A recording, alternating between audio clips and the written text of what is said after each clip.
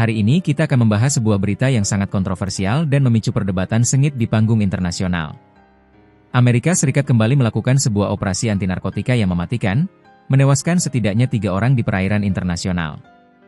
Namun, yang membuat berita ini jadi perbincangan panas adalah tuduhan dari berbagai pihak, termasuk kelompok HAM dan pemerintah Venezuela, yang menyebut aksi ini sebagai eksekusi di luar hukum.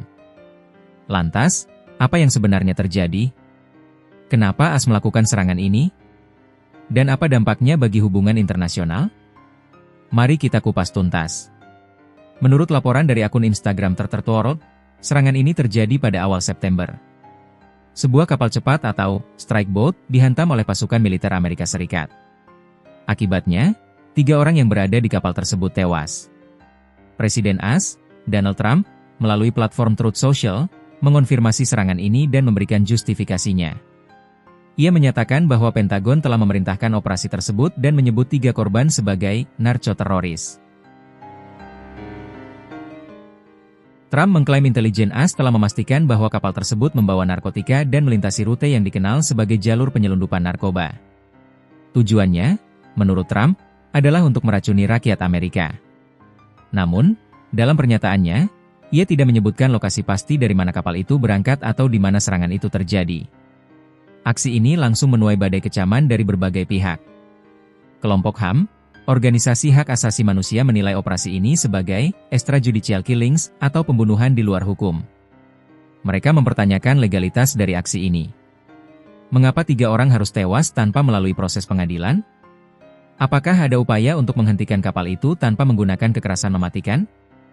Pertanyaan-pertanyaan ini menjadi fokus utama kritik dari kelompok-kelompok HAM.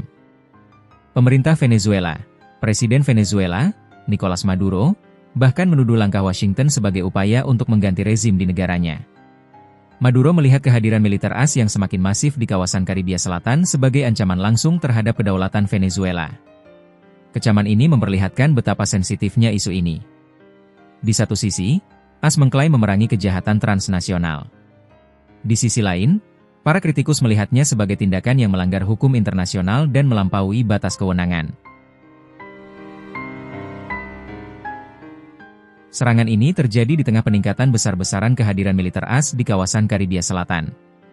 Laporan dari Tertertuorld menyebutkan beberapa fakta yang mengkhawatirkan.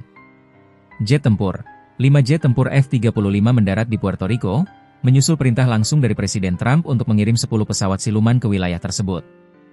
Kapal perang, sedikitnya 7 kapal perang AS juga sudah siaga di kawasan tersebut. Kapal selam, bahkan, sebuah kapal selam bertenaga nuklir AS juga sudah berada di perairan Karibia.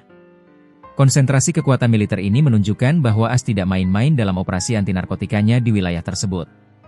Namun, hal ini juga menimbulkan pertanyaan, apakah pengerahan kekuatan sebesar ini sebanding dengan ancaman yang ada?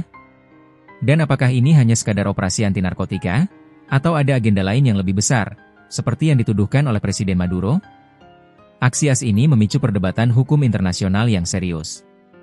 Apakah sebuah negara memiliki hak untuk menembak mati warga negara lain di perairan internasional tanpa proses hukum?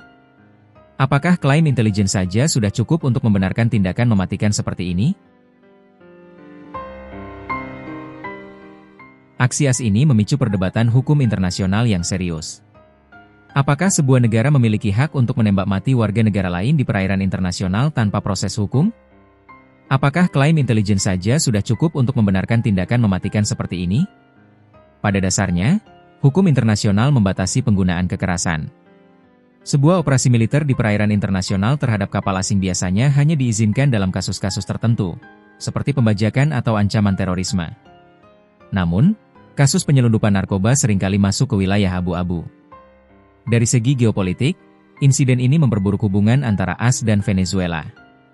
Hal ini juga mengirimkan sinyal yang mengkhawatirkan kepada negara-negara lain di kawasan tersebut. Mereka mungkin khawatir bahwa AS bisa melakukan operasi serupa di perairan mereka, dengan mengabaikan kedaulatan nasional. Jadi, teman-teman, begitulah gambaran dari sebuah operasi militer yang kontroversial ini. Di satu sisi, ada klaim AS untuk memerangi narkotika yang merusak. Di sisi lain, ada tuduhan serius tentang pelanggaran HAM dan kedaulatan negara. Bagaimana menurut kalian? Apakah tindakan AS ini bisa dibenarkan? Atau apakah ini adalah bukti dari arogansi kekuatan besar yang mengabaikan hukum internasional? Tulis pendapat kalian di kolom komentar di bawah.